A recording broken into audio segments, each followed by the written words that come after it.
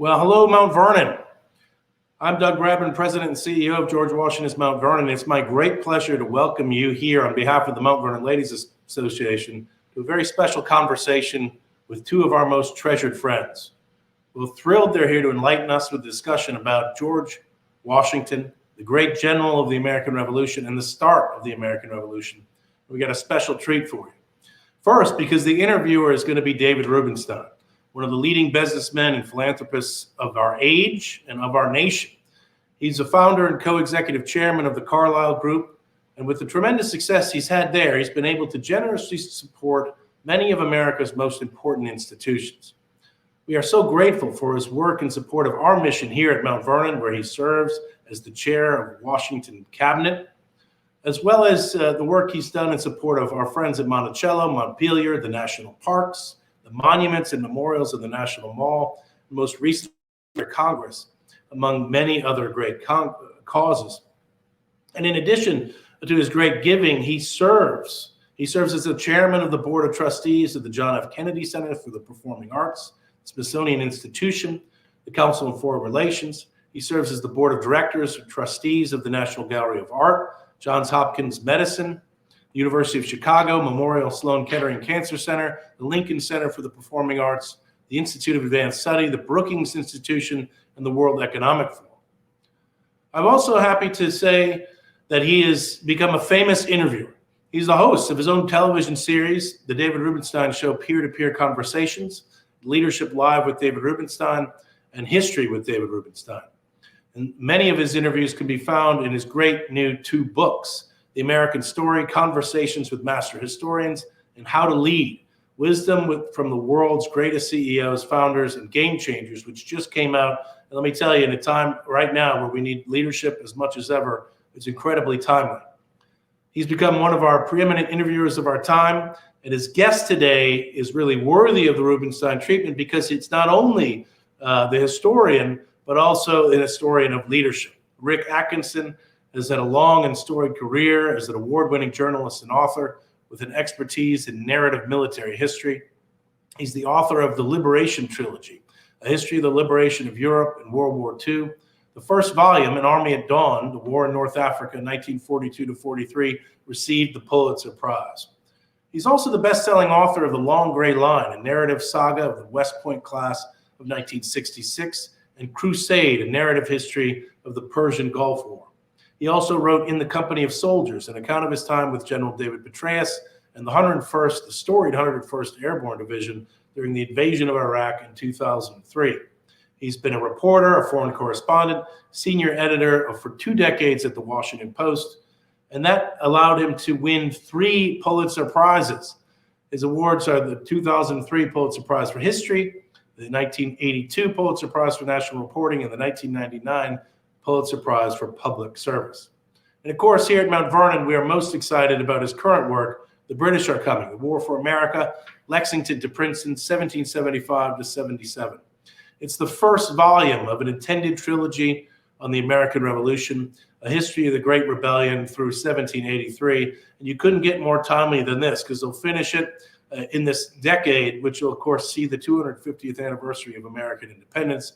And I'm happy to say he's the winner this year of the 2020 George Washington Prize, one of the largest, most prestigious book prizes in the United States, recognizing the best new works on early American history. And you could pick up your signed copy right here at Mount Vernon at the Mount Vernon shops. So thank you both for being here, gentlemen. I'm really looking forward to watching this conversation, and I will exit the stage. Doug, thank you very much for your service to Mount Vernon and everything you're doing. And we know that you are at heart a scholar, and so I know that you have written a lot yourself. That's very important work. But I appreciate what you're now doing to help lead the Mount Vernon estates for George Washington and the ladies of Mount Vernon. So, Rick, thank you very much for doing this. Rick, I see a lot of books behind you. Did you write all those books, or did you just read all those books? Well, first, David, thanks for having me with you today. Actually, a good part of these are George Washington's papers. I've got a number of volumes right behind me. There's the papers of Nathaniel Greene And most of the others have to do with the American Revolution. And there's a whole bunch more up on the third floor and a whole bunch beyond that down in the basement. So there's no shortage of books on topic here. So I'd like to get into your latest book, but before we do that, can you just explain to people how you got interested in being a journalist, and then later a book writer, and third, how you got interested in military writing as opposed to political and diplomatic writing?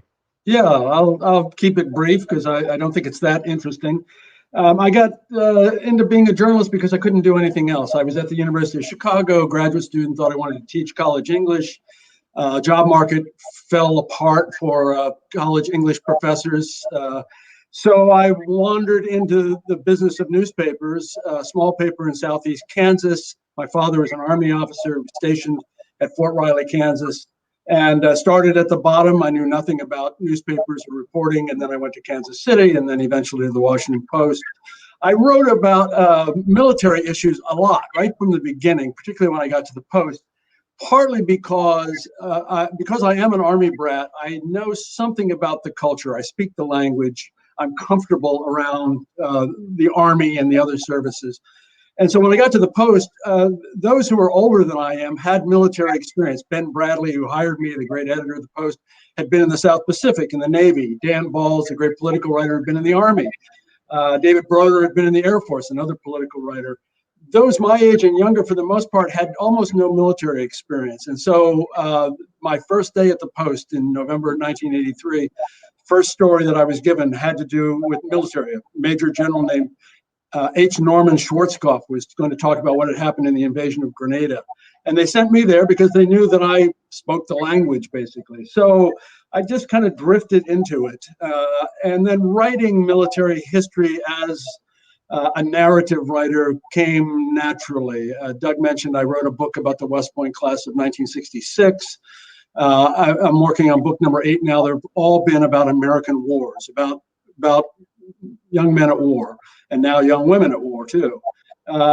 So that's my sweet spot, and I'm going to stick with it. Okay. So let me ask you, you wrote a trilogy that Doug mentioned earlier, the first volume of which won the Pulitzer Prize. Is that correct? That's correct. So when you write a trilogy and you're 3 volumes, the first one wins a Pulitzer Prize. Do you say, why don't I stop here? Because I can't stop what I did? Yeah, why didn't I think of that? Well, I was under contract to do 3, and I'm afraid the publisher wasn't going to let me off the hook. Okay. Besides, I wanted to see how the story ended. Okay, I got it. So let's talk about the Revolutionary War and the war that you've just written your book on now. That is a New York Times bestseller, which is the war that the British are coming. The title is The British Are Coming. So when we go to grade school, when you and I were in grade school, I'm a few years older than you, but I think basically our generation, we were taught that the British were terrible people because we had the nice colonies doing everything nice to make a nice little place for the people there. And all of a sudden, the British came along and they wanted to tax us. They wanted to put taxes on us. Why did the British want to do that? Were they as bad as we were told in grade school, or what was the purpose behind all these taxes? I think we were misinformed, frankly, and that's part of my job currently is to see the other side of the hill. I'm telling the story from the British standpoint as well as the American. The British were in a jam because they had created an empire. Their victory over the French and the Spanish in the 7 Years' War, we call it the French and Indian War, had given them their first British empire. And they got Canada, and they got more sugar islands in the West Indies. They got part of India. They got 500 million fertile acres west of the Appalachian Mountains. And it's very expensive to run an empire, as you and I know today with the American Empire. And so they felt that the colonists, who basically had a free ride for 150 years at this point, ought to pay at least a pittance toward the defense of the colonies. The taxes they tried to impose on us, on the Americans, amounted to about 1/25 of what the average British citizen was paying then. So it really was a very small tax. We wanted nothing to do with it, partly because we had no representation. As a citizen of the District of Columbia, we know that taxation without representation is still very current. Those of us who live in the district have no representation, no voting representation in Congress. And this really caused Americans of all stripes to bridle. They did not like the idea of taxes being imposed without having a voice in Parliament. There was no American voice in Parliament. One thing leads to another. We have bloodshed in 1770 with the so-called Boston Massacre, 5 citizens killed by British soldiers who were being abused by a mob. And then it spirals, it escalates, so that in April 1775, the war breaks out. And at that point, basically all 13 colonies are aboard, even though the grievances are playing out in New England, particularly in Boston. All the other colonies are sympathetic to the cause of Massachusetts colony. So when we were in grade school, also we were taught that King George was crazy and that he just really wasn't all there. Was that true? What was he like, and how old was he when the war was starting? Yeah, it's really quite false. He's not crazy. Late in life, when he's basically an old man, he develops a syndrome. Some physicians think it's porphyria. It's a kind of blood disorder. But in the 1770s, 1780s, he is entirely compos mentis. He's at the peak of his powers. He becomes king in 1760 at the age of 22. Unlike his grandfather and his great-grandfather, who had been George's 1 and 2, he's born in Britain, not Germany. He revels in being a British monarch. He believes strongly that Parliament has a large role in the governance of the British Empire. He's interested in everything. He's really a man of broad, deep interest. Everything from agronomy, manure use in fertilization, to horology, the study of time, music. He's an extraordinarily broad character. We think of him as a clown. If you've seen the musical Hamilton, he sings 3 songs and he comes across as a mincing nitwit. That's not him. That's not him historically. He's actually quite shrewd. He's also the one who is absolutely determined that the colonies cannot break away, because he believes in his bones that if the American colonies secede, that then the Irish will secede, that there'll be insurrections in Ireland and Canada and those sugar islands in the West Indies, and that will be the dissolution of the British Empire, because colonies are made to support and to feather the nest of merchants in the home island. He believes this virtually to the end of the war. It's quite wrong, actually. It's a strategic misconception, but he believes it, and that's the reason he's going to wage war for 8 years against his own people across 3,000 miles of open ocean in the age of sail. So today, the Prime Minister of England usually tells the Queen, this is what the government is going to do, and the Queen more or less blesses it, certainly publicly. In those days, did the Parliament or the Prime Minister tell the King what to do and he blessed it, or was it the other way around? It's kind of a mixture of both, David. It's a different system fundamentally in, say, 1775 than it is in 2020. The king does have to give his assent to large measures coming out of Parliament. And in the 1770s, there is a prime minister. They called him first minister then. He happens to be Lord North, who's a childhood friend of the king, who does not really want anything to do with the American Revolution. He does not want to be a war minister. And so it devolves to George III to basically drive the train when it comes to running the revolution. Now, George has to agree to the appointment of senior officers, the admirals and generals who are running the war. He gives lots of advice behind closed doors.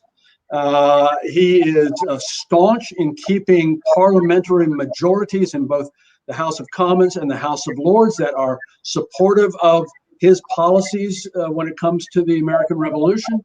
So in theory, Parliament is calling the shots. Parliament is required under the British Constitution to provide money to the king, among other things.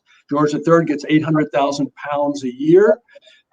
But in reality, it is the king, because of the force of his personality, the depth of his convictions, who is determining what policy is when it comes to these obstreperous insurrectionary colonists.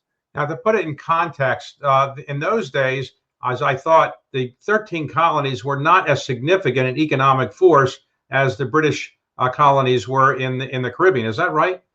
That's true. The Sugar Islands, that's where the money is. The American colonies are important as trading partners. We buy finished British goods. We ship them raw materials like timber and cordage and tar used in naval constructs. But the Sugar Islands are really where the big money is. And what you have in Britain in the 1770s is large, wealthy slave owners and landowners in the Caribbean who are absentee landlords. They generally live in London. They live very well because they're quite wealthy. And they have an outsized influence on Parliament. Some of them are members of Parliament. They are determined that, first of all, the Sugar Islands in the West Indies will be protected, that it's an important source of revenue for the empire. They know the French, who also have Sugar Islands in the West Indies, are always eyeing an opportunity to snatch some of those British Sugar Islands. So it's the Sugar Islands economically are more important than the American colonies or Canada, for that matter. So at the time that there are 13 colonies in North America, did those 13 colonies kind of get together a lot in those days, or are they just related to England before the war broke out? Yeah, they did not. If you're a citizen of Massachusetts, Virginia is a foreign country to you, basically. You speak the same language, but you really have not a lot of contact with Virginians. But they get together in earnest for the first time at what we call the First Continental Congress in 1774. It's succeeded by the Second Continental Congress. This begins the formation of what is in essence a national government, a federal government. It's in those first two Congresses that certain measures are agreed to by all the colonies to resist what is seen as British tyranny. And then the appointment of a commander-in-chief, the guy we know is the father of our country, George Washington, who is a member of the Continental Congress. From Virginia, he shows up in the uniform that he has worn 17 years earlier when he's a colonel in Virginia militia in the French and Indian War. So they meaning the Congresses, begin to unify the colonies in a way that has not really occurred before. So before that happens, the fighting that began in the United States or the colonies then, the first time shots were actually fired, when was that? Well, there are shots fired. I mentioned the Boston Massacre in 1770. The war begins on April 19th, 1775. Famously, the British decide that they are going to march from their garrison in Boston, the better part of 20 miles west to the frontier town of Concord, where they know they have good intelligence that the Americans have been accumulating munitions and other warlike material. They slip out of Boston. They think they're doing it on the sly. There's 800 or 900 soldiers marching out their redcoats. In fact, the Americans also had good intelligence. They know immediately as the British are gathering to leave Boston, the first shots are fired infamously on Lexington Green, where a small group of militiamen confront this large professional force. It's a massacre. We end that brief encounter with 8 Americans dead on the Lexington Green, and then they march on to Concord, which is another 5 or 6 miles down the road. And by this time, the American militiamen are really ready for them. And the British find out quickly they have bit off more than they can chew. They are repelled in Concord. They're going to march back to Boston in a very long, bloody afternoon, being sniped at all the way, ambushes around every bend and from every hilltop. And they find their way back to Cambridge and then into Boston, having had their noses bloodied pretty thoroughly. And that's really the beginning of the war. After that, there's no going back. But that occurs around April of 1775. So we didn't issue the Declaration of Independence to July of 1776. So in the ensuing, let's say, 12 to 14 months, what happened? Well, what happens in part is, first of all, the war becomes really a war. It's not, a bloody, nasty skirmish in New England. It becomes a wider war. In June 1776, the British try to invade Charleston, South Carolina, which gives you some idea of how broad the war has become. Beyond that, more important than that, really, the political unity of the colonies begins to really congeal. When the shooting has begun in April 1775, the war aims of the colonists are not entirely clear. There is no hue and cry for independence in April 1775. And part of what's happening in the next 14 or 15 months is a recognition that independence should be the proper ambition of this insurrection, hence the Declaration of Independence. Now, not everybody's on board with that. There are modern scholarship suggests about 18% of the 2 million white Americans in America at this time are loyalists, and they will, for the most part, remain loyalists. And they don't believe that armed insurrection against your government is a good idea. Many of them will take up arms on behalf of the king, and they certainly believe that independence is a very poor decision. So the insurrection is also at the same time becoming a civil war, and that's a cross current that's going to run through the rest of the American Revolution. So also back to grade school, I think I remember, and no doubt you do, that the King of England hired some, I would say, people of the Hessians who were seen as mercenaries, and it was said that they were terrible and that they were willing to fight just for money, and that they were, in effect, on loan to the king. What was all that about? Well, the British, there were 30,000, we call them Hessians. They weren't all from Hesse Castle, which was one of the German principalities. There was no unified Germany in 1776, but there were little principalities. And there was a long practice in Europe, going back into the 17th century, of hiring, we would call them mercenaries, to fight on your side. The British Army was relatively small. The Royal Navy was the greatest navy the world had ever seen, but the army was relatively small. It's about a third the size of the French army, for example, when the American Revolution breaks out. And so it seems quite natural to the king and to Lord North, his first minister, and to the British people to reach out to the Germans. The king has blood ties to Germany. I mentioned his grandfather and great-grandfather. His predecessors as King of Britain were German. And so asking the Germans for a pretty penny to come fight on behalf of the king is something that was decided early on. It utterly enraged the colonists, as we might imagine, to bring in foreigners to fight against your own people, to try to kill your brothers and sisters in America. The Hessians were pretty disciplined, it must be said. They were accused frequently of pilfering and marauding, occasionally accused of rape, but for the most part, they're pretty disciplined troops. And they're going to be here for the whole 8 years of the war until 1783, when the final treaty is signed. They're critical to Britain's efforts to try to fight this insurrection.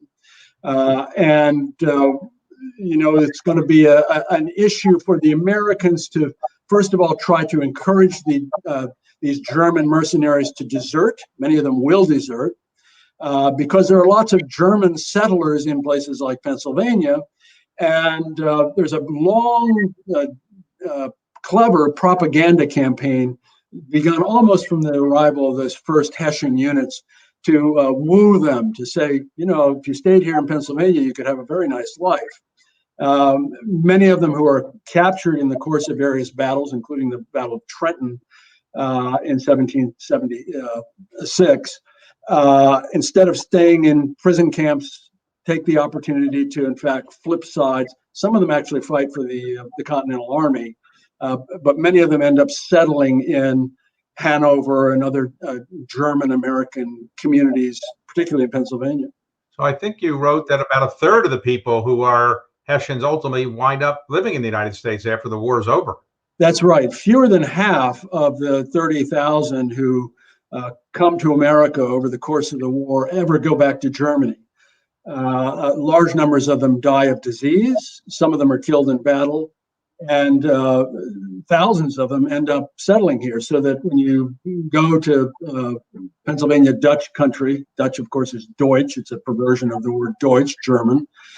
Today, and you see the many, many German surnames in Pennsylvania and parts of Maryland.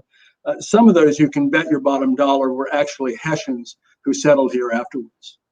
So back to the Second Continental Congress, the efforts to convince King George and the Parliament not to have these taxes doesn't get anywhere. There's military confrontation. The Hessians are coming over. So the Second Continental Congress on July the 2nd votes to become independent of England. On the 4th, they vote to actually adopt the words of the Declaration of Independence. And then after that, when did they actually say to George Washington, we want you to go and lead our troops? They've done that the previous year. July 2nd, 1775 is when Washington arrives in Cambridge, Massachusetts, where the new Continental Army is beginning to form. They've had this conflict a couple months earlier in Lexington and Concord. In June, they've had a very bloody battle at Bunker Hill, where the British have 800 casualties in the course of 4 hours. Washington seems to be the obvious candidate. He's got 5 years of military experience, a lot of combat experience as a Virginia militia colonel. And so he has been appointed the commander-in-chief of the army. He rides immediately to Massachusetts from Philadelphia, where the Continental Congress has appointed him. And so by the time the Declaration of Independence is adopted in July of 1776, he has been in command for a year.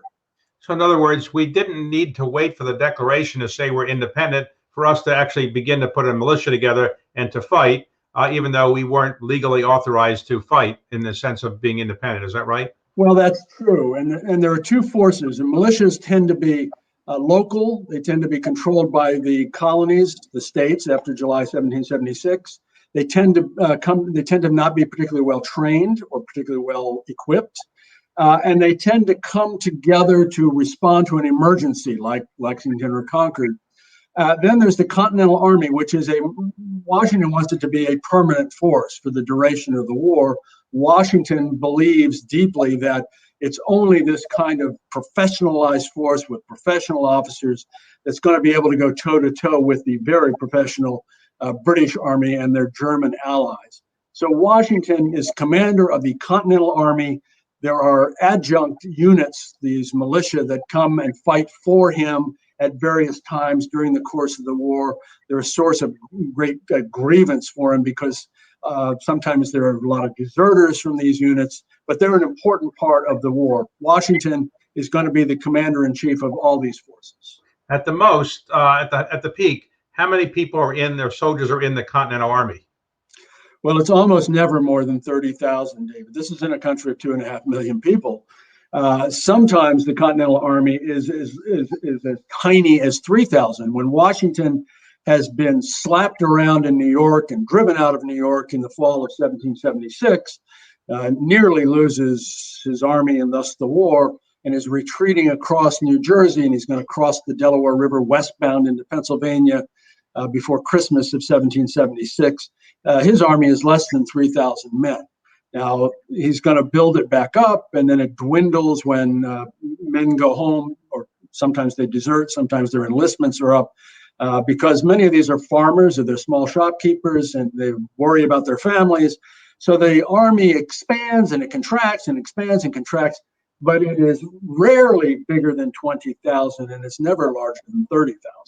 Now, did Washington go to the Second Continental Congress wanting to be the leader of the military effort of the colonies, or did he get importuned to do it and he was willing to go along with it? I think we have to believe that he's keen to do it. I mentioned he shows up in uniform at the Continental Congress. He's the only one there among the delegates wearing a uniform. he's a very striking figure. He's well over 6 feet tall. He commands a room when he comes into it. He looks great in a uniform. And again, he's got substantial military experience. So, I mean, he recognizes that he's risking it all. He's got this wonderful plantation at Mount Vernon, which is really the heart and soul of who he is as a human being. He's going to leave it. He's only back in Mount Vernon, I believe, once in the whole course of the Revolution. And he writes a couple of very touching letters about how he recognizes that he's risking everything as he's going off to take command of this army, his reputation, which is very important to him, and his life. Because the British, when the Scots rebelled in 1745, and that rebellion, that insurrection was violently suppressed, the leaders were rounded up and many of them were executed. Their heads were impaled on pikes in central London. This is what is facing those leaders of the American insurrection if this doesn't work out. Washington is extremely aware of this. And how old is he when he's commanding the troops initially? Well, let's see. He's born in 1732, so he's in his early 40s. Right. And I mentioned how he strikes you physically. He's also extremely robust. That's one of the secrets to his success as a leader. It seems like he never catches cold. He's had smallpox already, which is the king of terrors. It's the great killer of armies, along with typhus and dysentery and a few other diseases. He's immune because he's had smallpox as a young man on a trip to Barbados. So in his early 40s, not only is he mature, I would say psychologically, he's also mature physically, and that's an important part of his success as a commander. Now, when you get smallpox, it's not unlike getting mumps today. It can have an effect on a man which can produce sterility. And there's some people that say that the reason George Washington never fathered a biological child was because of the smallpox. Do you have any insights on that? Well, I think that's a pretty plausible, theory. We know that Martha was not sterile because she'd had children, and they become Washington's stepchildren, his beloved stepchildren, when they marry. She, by the way, is the richest widow in Virginia when he courts her and wins her. Washington bears the signs of smallpox. He's lightly pocked as victims who survived smallpox frequently were. Smallpox victims are highly prized as soldiers in the 1770s because you know that they're immune.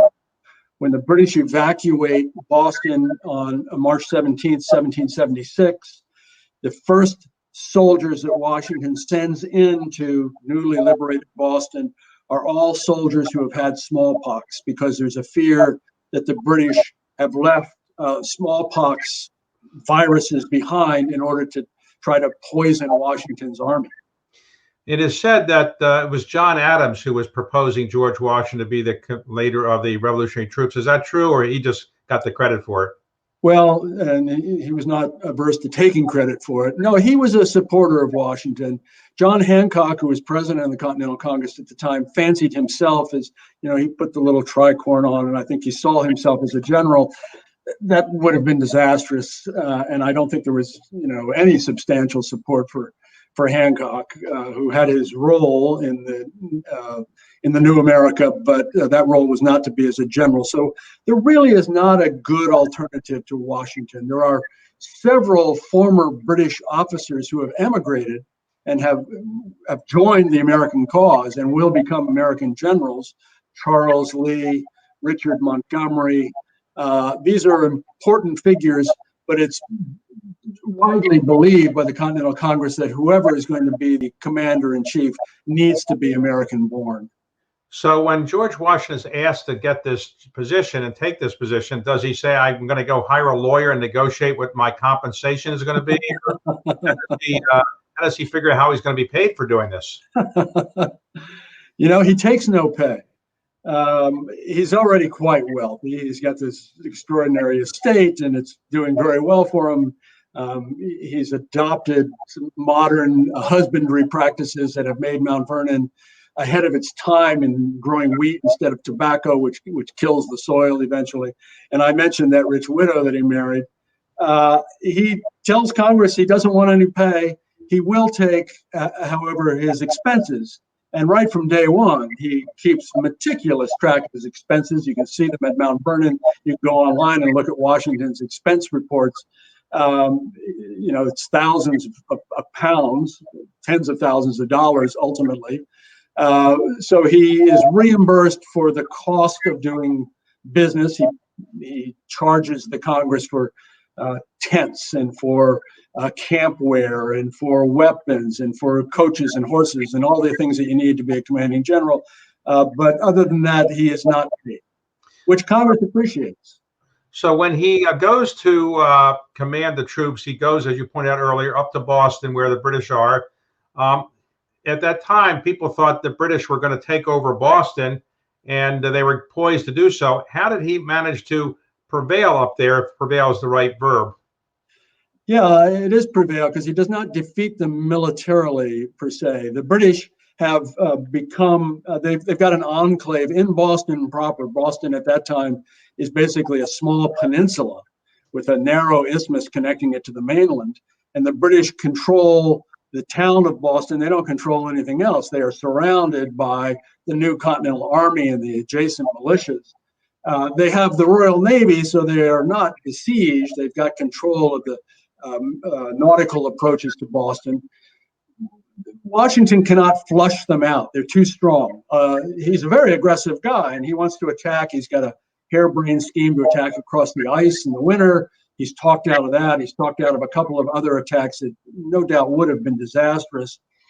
He recognizes that what he needs is the high ground. And so he sends this 25-year-old overweight Boston bookseller named Henry Knox, who will become the father of American artillery, to Ticonderoga. It's several hundred miles away on Lake Champlain, where the British have had a fort. It's been a French fort, then it's a British fort. We capture it early in the Revolution, and there are lots of cannons there. And Knox, in the middle of the winter, 75, 76, builds sleds and brings back these cannon. The British wake up one morning in early March 1776, and lo and behold, on Dorchester Heights, which is commanding ground overlooking the heart of Boston, there are all these guns. And the British know that at this point it's untenable, that they've got to leave, and they will evacuate on March 17th. So Washington maneuvers them out. The fleet sails away. It's very dramatic. And he basically wins the Battle of Boston with very few shots being fired. There is a cannonade that goes on to remind the British that they have the low ground, we have the high ground. But they sail away and no one's sure where they're going. Well, it turns out they're going to Halifax in Nova Scotia initially to regroup, and then they're going to New York. And the war will shift to New York in the late spring of 76. When they go down to New York, eventually Washington makes his way down to New York.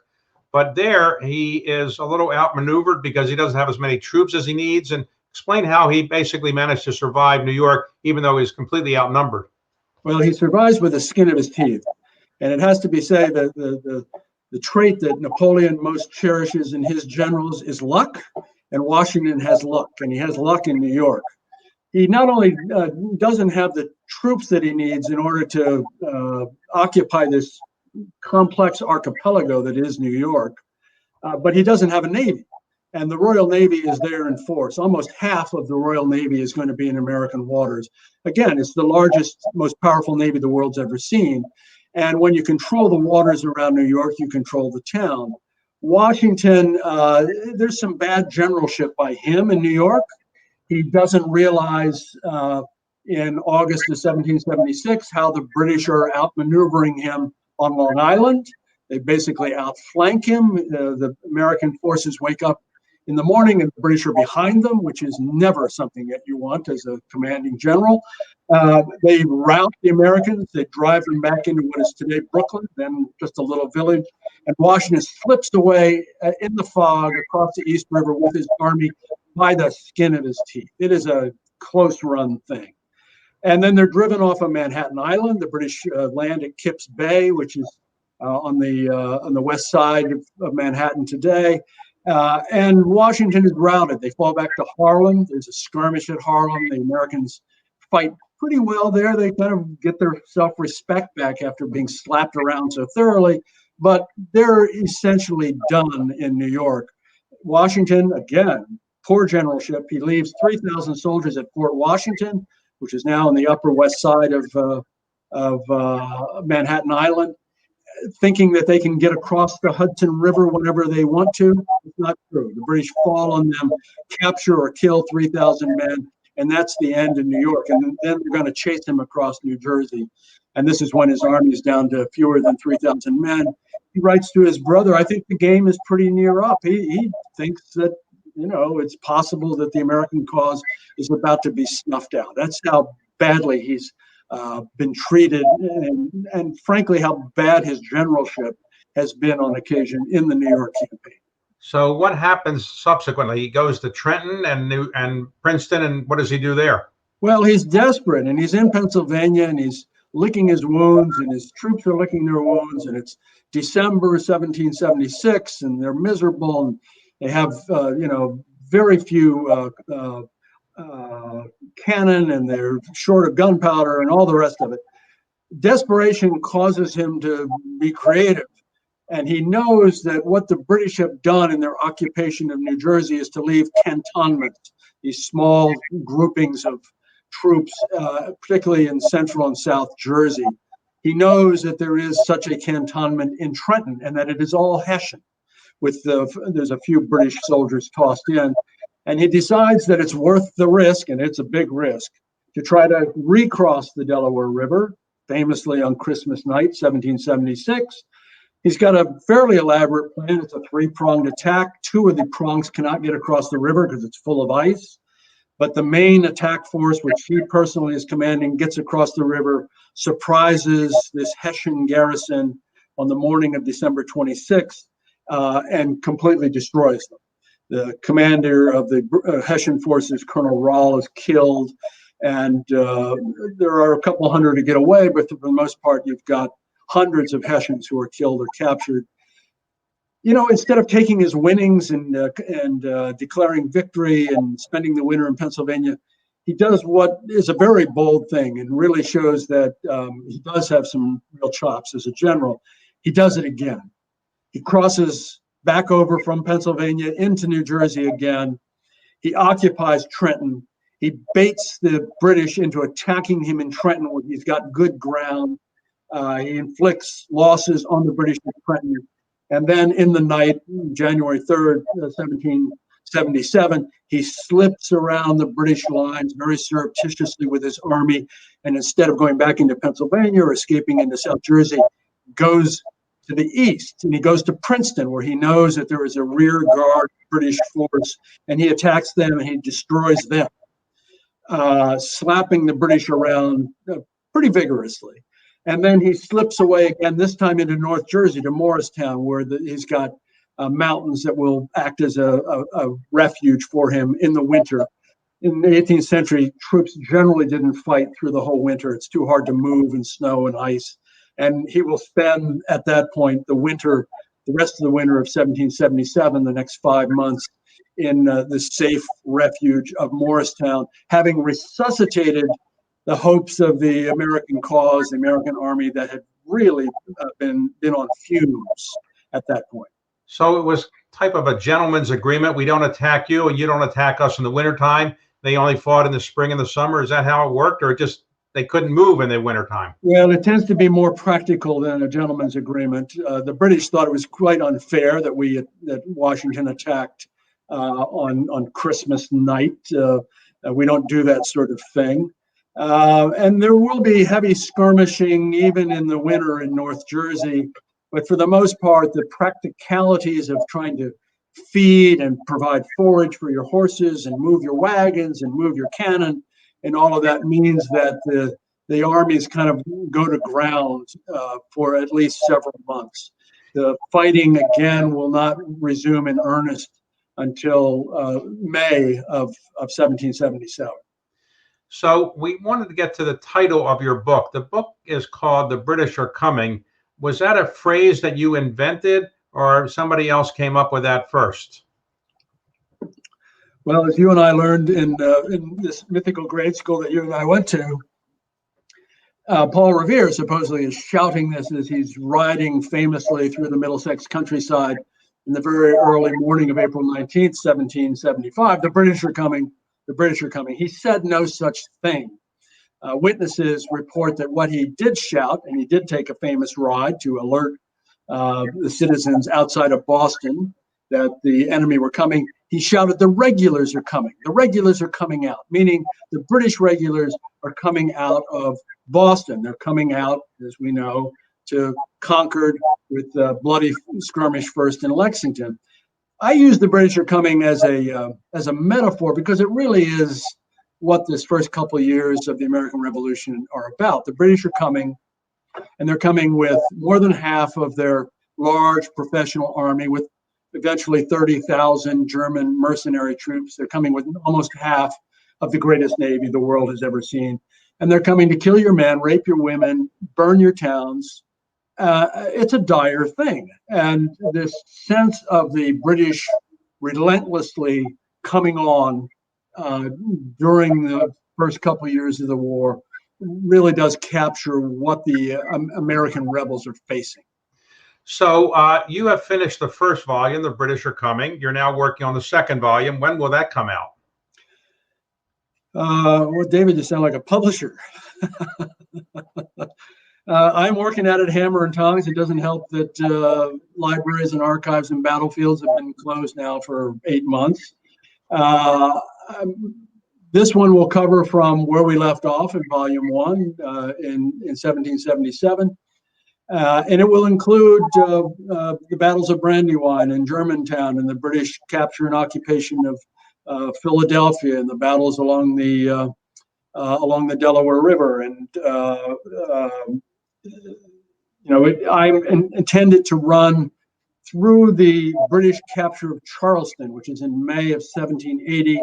The American army that's in Charleston capitulates. 5,000 men are captured. It's an utter catastrophe for the American cause. It looks like the British are finally turning the corner. And of course, it's only less than 2 years later that the Battle of Yorktown is going to be fought. My intent is to have it out for the beginning of the semi-quincentennial, which is a new word that I have learned, the 250th anniversary of these events we've been talking about. The semi-quincentennial of Lexington and Concord will be in April of 2025. So all of us who are toiling in this vineyard are looking toward that period. And if I'm not done by 2025, then I'll have missed my mark. But this is the second volume. This is the second volume, right? And then the third volume. The war moves almost entirely to the south in the last couple of years, with General Nathaniel Greene, Quaker anchorsmith from Rhode Island, as the preeminent commanding general. And that will lead to Yorktown in the fall of 1781. The war is going to dribble on for almost 2 years after that because there are negotiations in Paris for the British to finally call it quits. The treaty will not be signed until 1783. British will occupy New York until late 1783. So when will the third volume come out? Well, knock wood, I hope it'll be several years after that. The Liberation Trilogy, the 3 books that I wrote about the American role in the liberation of Europe in World War II, that project took me almost 15 years. And I don't have any illusions that this one's going to be a whole lot quicker. So when you're working on the second volume, you never say, well, you know what, maybe it only needs to be 2 books, not 3 books. You never say that, right? It may come to that, but I don't think so. There's a lot going into that second volume. I'm looking forward to it because the characters are fabulous. We have the French come into the war. King Louis XVI and his bride, Marie Antoinette, are fantastic figures. I'm inclined to open the book at Versailles in early 1777 as the king decides whether he's going to throw in his lot with American insurrectionists. And of course, Lafayette comes in and the war becomes a world war because then the Spanish, who are the French allies, the Bourbon Pact, they come into the war. against the British, and eventually the Dutch are going to come into the war too. So it really does become a world war. So after working on the first volume, now you're in the middle of the second volume. Do you admire George Washington more than you did before you began this research and writing, or not quite as much as you thought you were going to? That's an interesting question. I do have the privilege of living with him metaphorically every day, as I did with Dwight Eisenhower for almost 15 years. And I felt about Eisenhower more and more admiring the more time I was with him metaphorically. And I feel the same way about Washington. I see that he is proverbially the indispensable man. His attention to detail, he has to act as his own staff for a good part of the war. He's extraordinarily capable in so many ways. He's very precise. He's like Washington in this way. In writing and in speaking, you almost never leave his presence uncertain about what it is the boss wants. His meticulous attention to detail is extraordinary. He's really down in the weeds of necessity without losing sight of the larger picture. He's got, as Eisenhower did, a great gift for identifying subordinate talent. I think that's one of the leadership traits that they share. And also a great gift for recognizing that allies are vitally important. Washington, like Eisenhower, sees that if you're going to win this thing, you got to do it with allies. In Washington's case, it's particularly the French. In Eisenhower's case, it's particularly the British, ironically. And they both have a great gift for making allies feel like they are part of the team, that they are integrated into the decision making. And that's a vital thing for waging a successful war. So you've been living metaphorically with George Washington for quite some time now, and you've got another number of years to go. If you could sit down and have dinner with him tonight, what would be one or two questions you'd want to ask George Washington? Well, I certainly want to talk to him about some of his tactical decision making, because as I mentioned, he like Eisenhower is not a gifted great captain. He's not Napoleon. He does not see a battlefield spatially and temporally the way a great captain does, like Napoleon or Grant. So I would want to talk to him about what it is he thinks he was doing in New York and Long Island. What were you thinking at Long Island? I would like to talk to him. He's famously closed-mouthed. It's difficult to penetrate him emotionally. And even though his voluminous writings are largely available, you don't really feel very often that you get inside the man.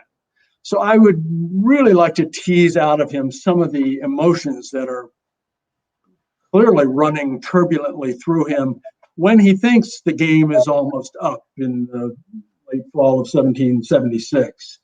I'd like to talk to him about his relationship with different people, with Lafayette, for example, about what he really thinks about Congress, which is vitally important to him. They're the ones who've got to provide him with the means to wage the war, and they fall short so often. I know this will be difficult to believe, but they're not up to the task at times.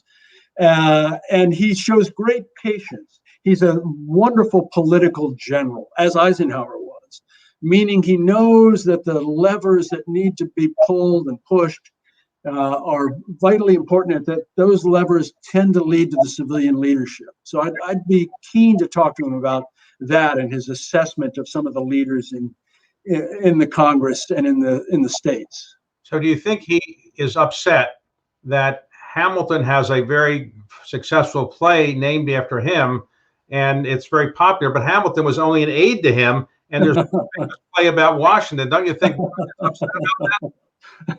Because I think he'll think that Hamilton is he's overestimated and maybe overproduced. Hamilton is vitally important to Washington in a very small way. Washington surrounds himself with these very talented, capable young men, Hamilton and Henry Lawrence, and there are others. John Lawrence.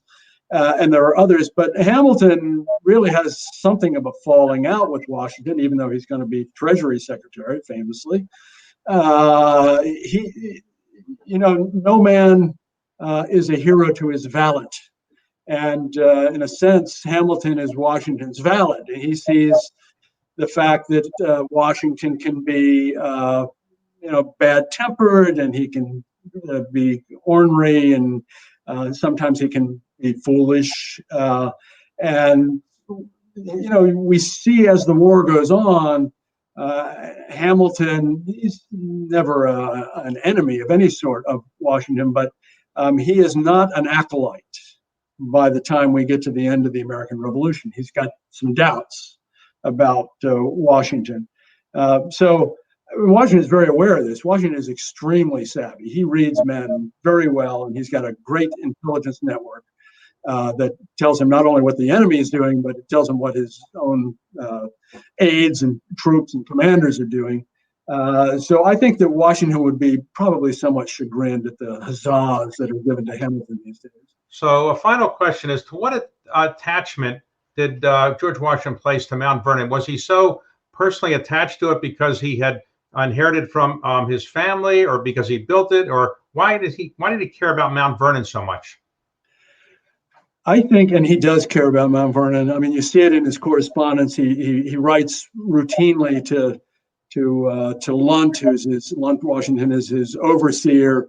It is his escape from 8 years of anxiety and concern and care and hardship at war, when he's telling Lunt that he wants, the cherry trees put here, and he wants the barn redone over there, and he's talking about roofing and chimneys and brick masonry and all of these things that are part of being a gentleman farmer in the 18th century. But I think that for Washington, it really represents to him tranquility, peace, prosperity. He has built it. He's inherited it, of course, but he has built it into what it becomes, what it is today. And I think it represents for him everything that he hopes that the nation can return to, that when the war is over and the shooting stops and he's able to lay down his burden, that he will be able to go back to this place that he loves, doing something that he really loves. Husbandry is extremely important to him. Now, it helps. When he dies in December 1799, he's going to have more than 300 slaves. So you cannot square that circle morally. He's got this wonderful place, in part built on the backs of slaves, as Mount Vernon very forthrightly acknowledges today. But having said that, I think that for him it is a little piece of heaven here on earth. And he wants nothing more than to retire to Mount Vernon. Of course, he's not going to be able to. He's going to have to serve 2 terms as president. So, Rick, thank you very much for a really interesting conversation. I hope when the second volume is out, we can do this in person. And so let's just leave it that The British Are Coming is a spectacular book. I really enjoyed reading it. And now we know that the second volume is coming. David, thank you so much. I love talking with you. Thanks for the time and the All right. Appreciate it. Bye, Rick. Thank you. Bye, David. Bye.